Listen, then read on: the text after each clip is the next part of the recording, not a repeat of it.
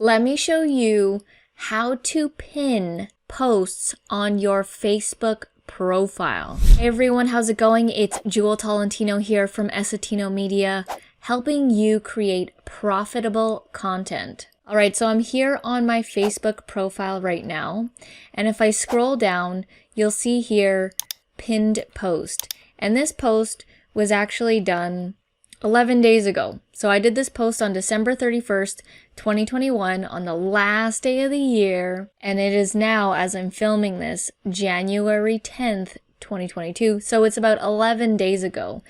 But as you can see, if someone lands on my profile, this is pinned up to the top. So this is how you pin a specific post. All you want to do is go over to a post that you've done, head over to the three dots, click on it. It's going to show something like this, and then you want to click on pin post.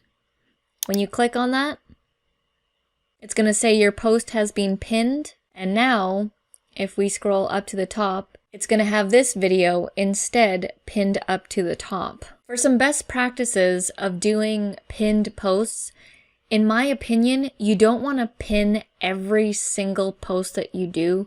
You want it to be, in my opinion, your best stuff. The stuff that's going to impact the most. So that's why I pinned that post from 10 days ago. This post right here, because I had written like a long thing. It was a little bit of a life story thing. My journey as an entrepreneur, what I had to go through. If you want to read it, you can check it out. It is quite a meaningful and impactful post. So that's why I pinned it.